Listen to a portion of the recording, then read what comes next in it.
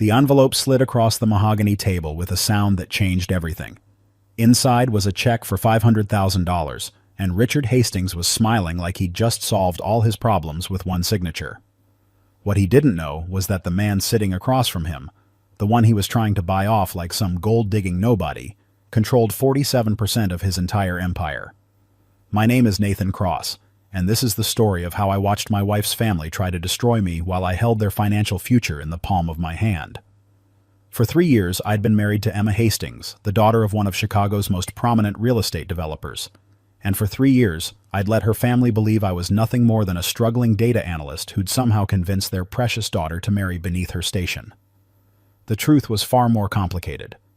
The truth was that I owned enough shares in Hastings Development Corporation to remove Richard from his own boardroom with a single phone call. But I'd stayed silent, watching, waiting to see who these people really were when they thought no one was keeping score. The dinner invitation came on a Tuesday morning. Emma handed me her phone over breakfast, showing me a text from her mother, Victoria. "Mom wants us over for dinner this Friday," Emma said, her voice tight with the kind of tension that had become normal whenever her family entered the conversation.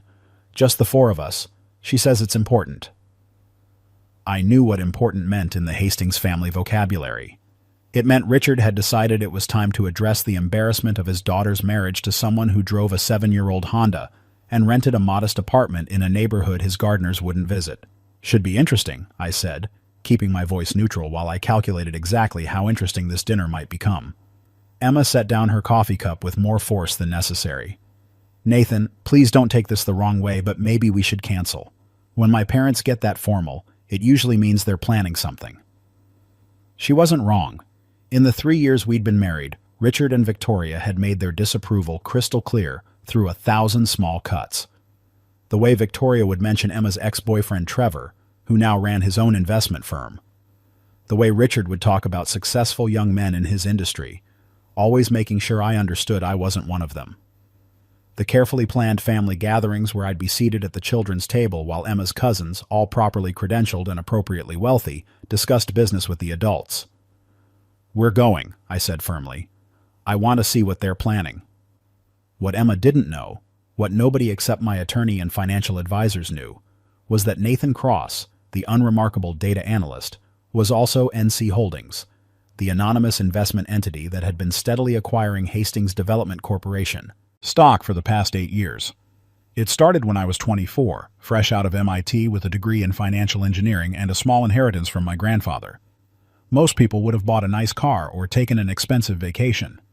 I bought stock in a struggling real estate company run by a man named Richard Hastings, who was drowning in debt from overambitious projects and poor timing during the 2008 crash. I'd studied Richard's company for months before making my first purchase. His fundamentals were solid, his properties were in the right locations, but his capital structure was a disaster. He needed money desperately, and his existing investors were losing faith. So I started buying. Quietly, through layers of corporate entities that couldn't be traced back to me. Within 3 years, I owned 15% of his company. By the time I met Emma at a charity auction 5 years ago, I owned 31%. By the time we got married, I owned 42%. Today, I owned 47%, which made me the single largest shareholder in Hastings Development Corporation. Richard Hastings worked for me. He just didn't know it. Meeting Emma hadn't been part of any plan. I'd gone to that charity auction because a client was being honored and I wanted to support them. Emma was there because her mother had dragged her along to some society event she had no interest in. We'd both ended up at the bar at the same time, both trying to escape boring conversations with boring people. She made me laugh with her dead-on impression of her mother's social voice. I made her laugh by admitting I had no idea which fork to use for the salad course. We talked for 3 hours straight, and when she gave me her number, she warned me.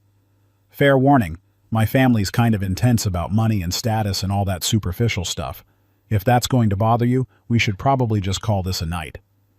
I'd smiled and said the truest thing I could without revealing the whole truth. Money doesn't define who someone is. Character does. 3 months later, I proposed. 6 months after that, we were married in a small ceremony that Victoria had tried desperately to expand into a society wedding. Emma had shut that down, choosing instead a simple celebration with 50 people who actually mattered to us. Richard had given a toast that barely concealed his disappointment that his only daughter had married so far below her potential. I'd smiled through it, knowing that the man making jokes about my modest career was only able to pay for that wedding because of capital infusions from my investment fund. The game I was playing was dangerous, I knew that. Every month Emma would stress about money in ways that weren't necessary. Our apartment was nice, but she'd grown up in a mansion. Our vacations were domestic because I couldn't exactly explain how we could afford European getaways on a data analyst's salary. She'd adapted better than I'd expected, never complaining, always insisting that being together was more important than the lifestyle her parents had provided.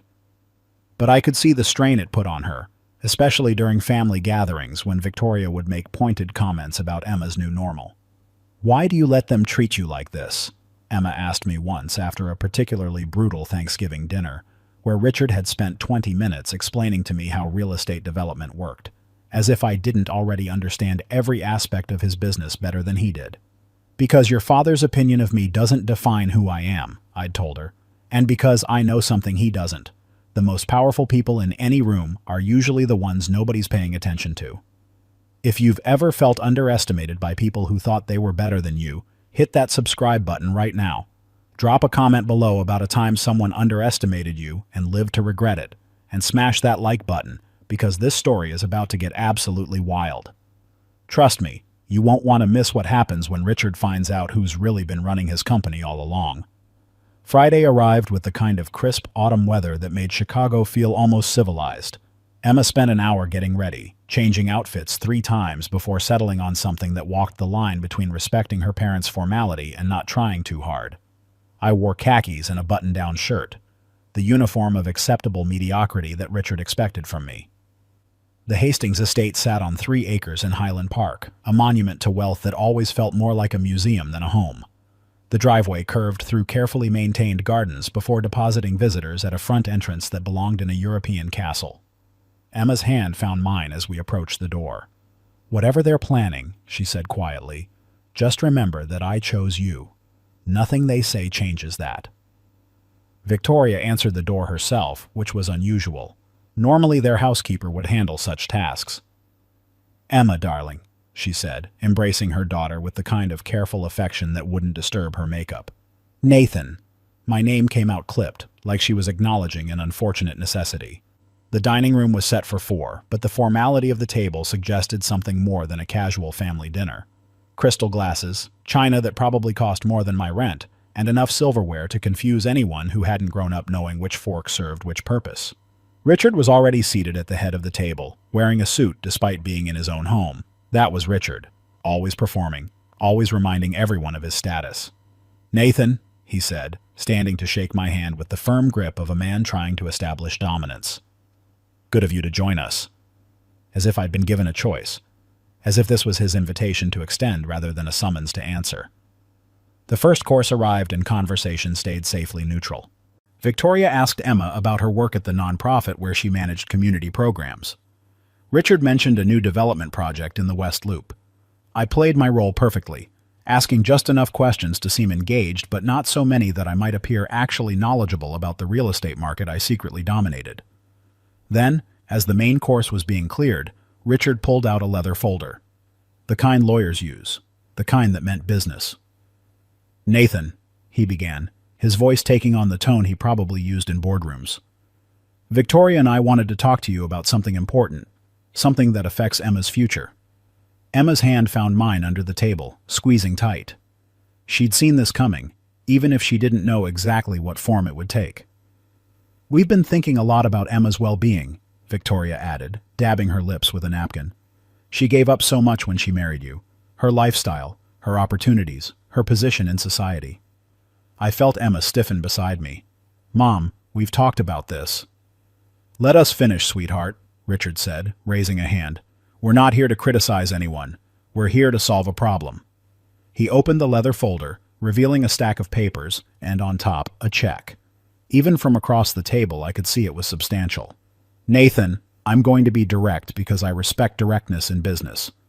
You seem like a decent enough young man, but let's be honest about what happened here. You married above your station. That's not an insult, it's just a fact. Emma could have had anyone. She chose you, and we've tried to accept that decision. But, Victoria continued, we can't stand by and watch our daughter struggle financially because of pride. So we've come up with a solution that benefits everyone. Richard slid the folder across the table. Inside was an annulment agreement, and clipped to the front was a check for $500,000. This is more money than you'd see in 10 years at your current job, Richard said. His voice carried the confidence of a man who'd never been told no by anyone he considered beneath him. Sign the annulment papers, take the money, and move on with your life. You'll be set up better than you were before you met Emma, and Emma can move on to a life more appropriate to her background. The silence that followed was absolute. Emma looked like she'd been slapped. Victoria was studying her manicure, probably thinking this was already settled. Richard was smiling slightly, the smile of a man who'd just solved a problem with the elegant application of money. I looked at the check. $500,000. To Richard Hastings, this was probably a rounding error. To the person he thought I was, it represented a lifetime of opportunity. And that was the beautiful irony of this moment. The man offering me $500,000 to leave his daughter was only able to make that offer because of the billions I'd pumped into his failing company over the past 8 years. That's a very generous offer, I said finally, keeping my voice neutral. Richard's smile widened. I thought you'd see reason. Just so I understand correctly, I continued, pulling the check from the folder and holding it up to the light. You want me to sign away my marriage to Emma for $500,000. It's an annulment, Victoria corrected. Much cleaner than a divorce. No fault, no ugliness. Just a mutual recognition that the marriage was a mistake from the start. Emma stood abruptly, her chair scraping against the hardwood floor. This is insane. You can't just buy people. Sweetheart, sit down, Richard said. The adults are talking. I'm 28 years old, Dad. I'm an adult. And my husband is sitting right here being offered money to leave me. How dare you? But Richard wasn't even looking at her. He was looking at me, confident that he'd already won. Nathan understands how the world works. Don't you, Nathan? Sometimes money is just the most honest way to solve a problem. I set the check down carefully, smoothing it flat against the tablecloth. Then I reached into my pocket and pulled out my phone. Before I respond, I said, I need to make a quick call. Would you excuse me for just one moment? Nathan, what are you doing? Emma asked, confused. Making sure everyone at this table understands the full picture, I replied. I dialed my attorney, Marcus Pennington, who I knew would be available despite the hour.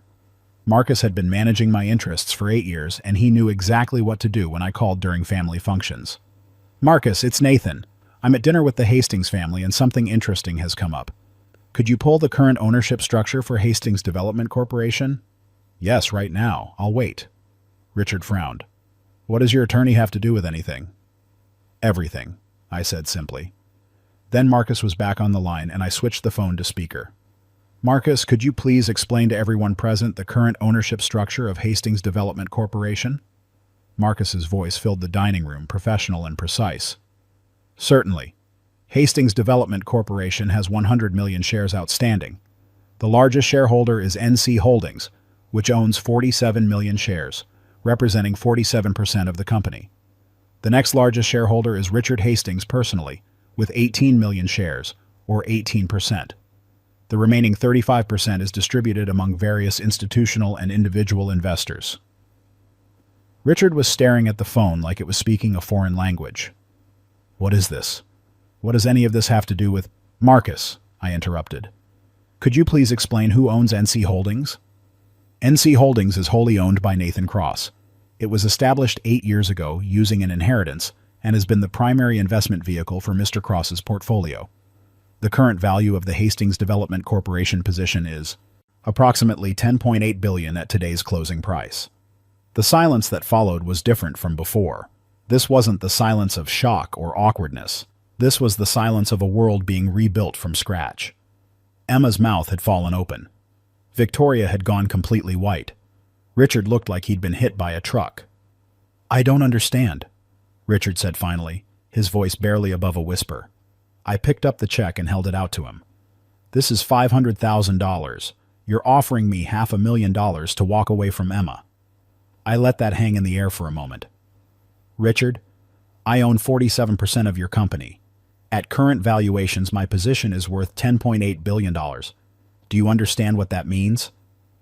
It means, Marcus's voice came through the speaker, that Mr. Cross is the single largest shareholder in Hastings Development Corporation. He has majority voting control when combined with other minority shareholders who defer to his judgment.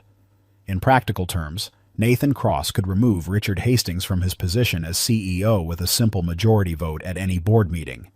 Richard's face had gone from white to red. This is impossible. NC Holdings is, I thought it was... He was stuttering, his carefully constructed authority crumbling in real time. You thought it was an institutional investor, I finished for him. Some faceless hedge fund or private equity firm. You never asked questions because the money kept coming when you needed it. 8 years ago, your company was drowning in debt. You couldn't secure financing from traditional sources because everyone knew you'd overextended yourself. So when a mysterious investor started buying up your distressed shares and providing capital for your projects, you didn't look too closely at where it was coming from. I stood up, walking around the table until I was standing directly in front of Richard.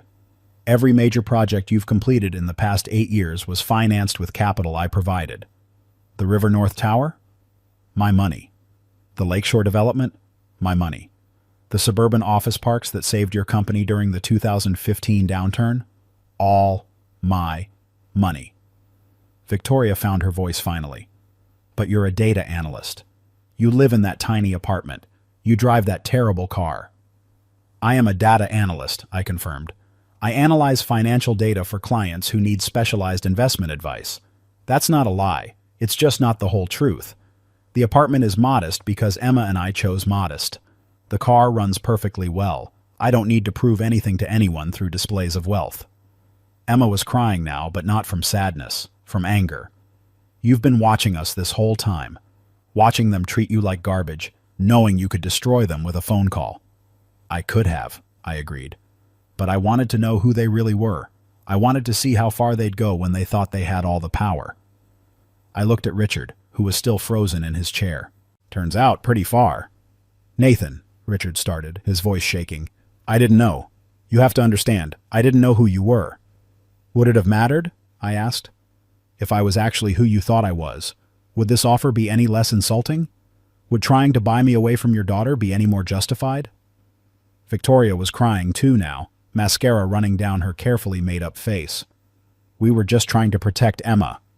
Protect her? I laughed, but there was no humor in it. You were trying to control her. There's a difference. I pulled out my own phone and opened my email app. With a few taps, I sent a message that I'd had drafted for months, just waiting for the right moment. I just sent an email to the board of directors of Hastings Development Corporation calling for an emergency meeting next Monday morning.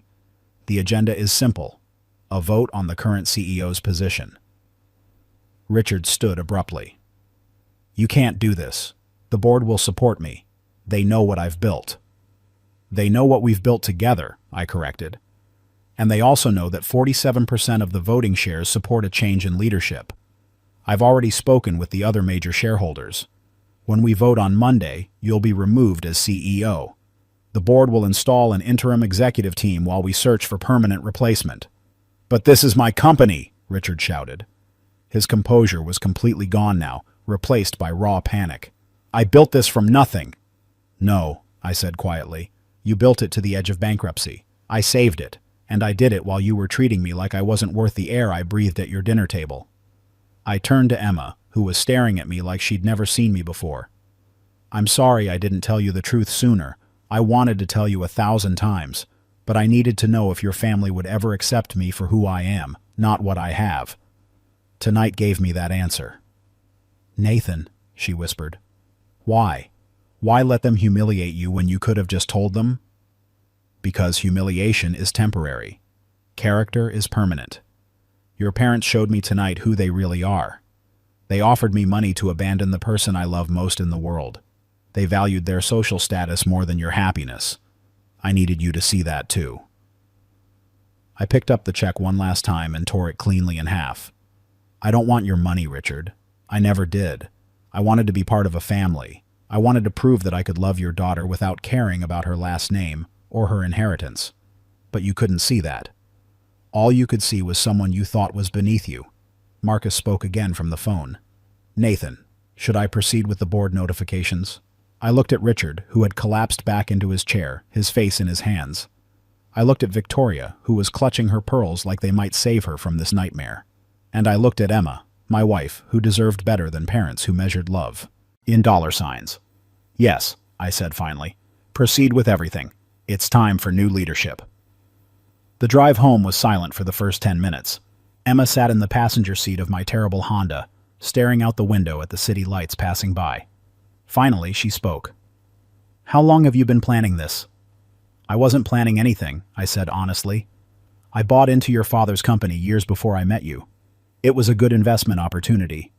Meeting you, falling in love with you, that was pure chance. Beautiful chance, but chance nonetheless. But you could have told me. You could have told me any time in the past 3 years. I could have, I agreed. But would you have believed that I married you for you and not for your family connections? Would you have believed that I loved you for who you are and not what you represented? She was quiet for a long time. I don't know, she admitted finally. Maybe not at first. I wanted you to know, beyond any doubt, that I chose you when I had nothing to gain from it. I wanted your family to reveal who they really were, and tonight they did. What happens now? She asked. To my father's company? To my parents? The company will be fine, I assured her. Better than fine. I'm going to install a professional management team that actually knows what they're doing. Your father will be offered a consulting position if he wants it, though with significantly reduced authority and compensation. And my parents? I sighed. That's up to you. They're your parents, Emma. I won't force you to choose between them and me, but I also won't pretend that what they did tonight was acceptable. She reached over and took my hand. I choose you. I've always chosen you, even when I thought you were just a data analyst with a Honda and modest dreams. Especially then, actually. Why especially then? Because that version of you loved me without any expectation of gain. That version of you chose me when you thought I was just a non-profit worker with a judgmental family. That's real, Nathan. That's what matters. We pulled into our apartment complex, the modest building that had been our home for 3 years. Tomorrow, I could buy us a penthouse if we wanted. We could move to Highland Park ourselves, live in the kind of house that would make Richard and Victoria's estate look quaint. But looking at Emma in the dim light of the parking lot, I realized we didn't need any of that. We're keeping the apartment, I said suddenly. She smiled for the first time since dinner. Yeah? Yeah, maybe we'll buy it instead of renting.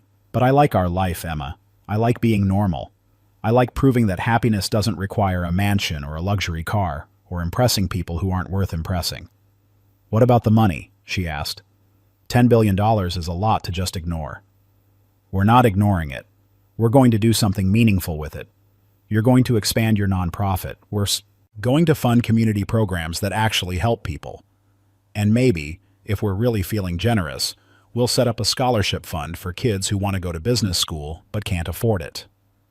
Kids like you? She asked softly. Kids like I would have been if my grandfather hadn't left me that inheritance. Yeah. That Monday, the board meeting went exactly as I'd predicted. Richard was removed as CEO with a vote of 78% in favor. He sat at the end of the conference table, diminished and humiliated, while the board members who'd spent years flattering him now voted to strip him of his power. Victoria called Emma 17 times that day. Emma let every call go to voicemail. The next day, a letter arrived at our apartment via certified mail. Inside was a handwritten note from Victoria. Emma, I don't expect you to forgive us. What we did was unforgivable, but I need you to know that we thought we were protecting you. We thought Nathan was using you. We were wrong. We were so terribly, horribly wrong. Your father is devastated. Not about the company, though that hurts. About losing you. About discovering that the son-in-law he dismissed is the man who saved everything he built. Please, when you're ready, can we talk? I promise no more envelopes, no more checks. Just a mother who wants to understand the man her daughter married. Emma read the letter twice, then set it on the counter. Do you think they mean it? I think they're scared, I said. And sometimes fear makes people honest in ways comfort never could. What would you do? I thought about that for a moment. I'd give them a chance. One chance. But on our terms, in our apartment, without the performance of wealth and status. If they can accept us as we are, actually as we are, then maybe there's hope. If they can't, then at least we'll know. Emma picked up her phone and typed out a response. Dinner. Our place. This Friday. No dress code. No expectations. Just family. She showed me the message before sending it. Too harsh? Perfect, I said. That Friday, Richard and Victoria arrived at our apartment looking smaller somehow. Richard wore jeans and a sweater. Victoria wore slacks and minimal makeup. They'd left their armor at home. Nathan, Richard said when I answered the door, thank you for agreeing to see us. We sat around our small dining table, eating pasta that Emma had made herself. There were no servers, no crystal glasses, no performance. Just four people trying to figure out if they could rebuild something broken. I owe you an apology, Richard said finally. Several apologies, actually. For every dinner where I made you feel small. For every comment about your job or your car or your background. For that check. He stopped, his voice breaking slightly. For treating you like you were worth exactly $500,000 when you were the man who saved my company and loved my daughter. I appreciate that, I said carefully. But the apology I really need to hear is the one you give Emma, because she's the one you tried to control. She's the one whose happiness you valued less than your social status. Richard turned to his daughter, tears forming in his eyes. Emma, I'm sorry. I'm sorry I couldn't see what you saw in Nathan. I'm sorry I made you feel like your choice wasn't good enough. You found a man who loves you for who you are, who didn't need your money or your name or anything except you. That's what every father should want for his daughter, and I almost destroyed it because of my pride. Victoria reached across the table and took Emma's hand. I spent your whole life preparing you for a certain kind of life, a certain kind of marriage. And when you chose differently, I felt like you were rejecting everything I'd taught you. But you weren't rejecting anything. You were choosing something real over something hollow. I'm sorry it took me so long to see that. Emma was crying now, but she didn't pull her hand away. Do you mean it? Because I can't go through another night like last Friday. I can't watch you treat Nathan like he's not good enough when he's the best man I've ever known. We mean it, Richard said firmly, and we're prepared to prove it. Nathan, I'd like to take you to lunch this week, just the two of us. I want to learn about your business philosophy, your investment strategy, everything I should have been asking about for the past 3 years instead of dismissing you. I looked at Emma, who nodded slightly. Lunch sounds good, I said. But Richard, I need you to understand something. I didn't buy into your company to control you or to hurt you. I did it because it was a good investment. And I'm not going to apologize for being good at something you didn't know I could do. I wouldn't expect you to, he replied. I'm just hoping you'll teach me how you did it. Because apparently I've been running a company without understanding who really kept it alive. 3 months later, Hastings Development Corporation announced a major restructuring. Richard remained on the board as a senior advisor, but day-to-day operations were handled by a professional team that had turned the company around completely. The stock price had climbed 40% since the management change. Emma's nonprofit had received a $50 million grant from the Cross Family Foundation, which I'd established to do exactly what we'd talked about that night in the parking lot. We funded community programs, scholarships, and initiatives that helped people who were where I'd been 8 years ago, talented, driven, but without the resources to prove it. Richard and Victoria came to dinner at our apartment every other week. They'd learned to leave their expectations at the door and just be Emma's parents instead of Highland Park society figures. Richard had even started driving a more modest car, joking that if a billionaire could be happy in a Honda, he could probably downsize from his Mercedes. The story of the hidden billionaire made business news for a few weeks, but I refused most interview requests. What happened at that dinner table wasn't content for Forbes or the Wall Street Journal. It was personal. It was about family, about values, about what matters when you strip away the performance of wealth and status. One night, about 6 months after that fateful dinner, Emma and I were sitting on our apartment balcony watching the city lights. "Do you ever regret it?" she asked. "Letting them humiliate you for so long when you could have just told the truth?" "Not once," I said honestly. "Because now I know. I know your parents love you more than they love their pride. I know you chose me for me, and I know that I don't need anyone's permission to be exactly who I am." "Who are you?" she asked, smiling. "I'm Nathan Cross. I'm a data analyst. I'm a billionaire investor. I'm your husband, and I'm the guy who proved that the most powerful people in any room are usually the ones nobody's paying attention to." She kissed me then, and the city lights sparkled below us like possibilities we hadn't even imagined yet.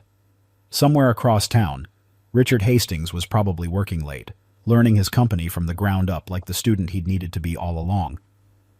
Somewhere in their mansion, Victoria was probably planning their next dinner at our place, making sure she didn't dress too formally.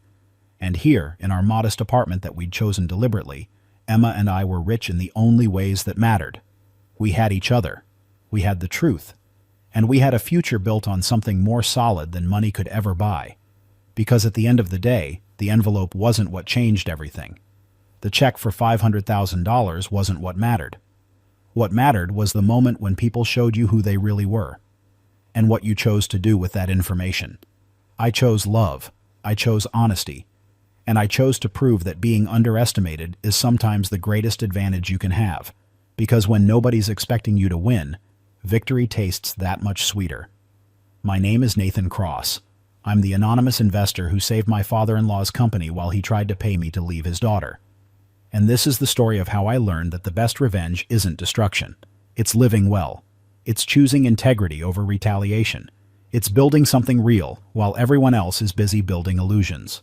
Richard Hastings tried to buy me for $500,000. What he didn't know was that I'd already bought his respect. It just took him 3 years and one devastating dinner to realize it. If this story resonated with you, if you've ever been underestimated or dismissed by people who thought they were better than you, drop a comment below. Share your story. Let's celebrate everyone who proved that success isn't about where you start or who knows your name. It's about who you are when nobody's watching and what you do when everyone's counting you out. Don't forget to subscribe for more stories about justice, redemption, and the beautiful satisfaction of proving doubters wrong.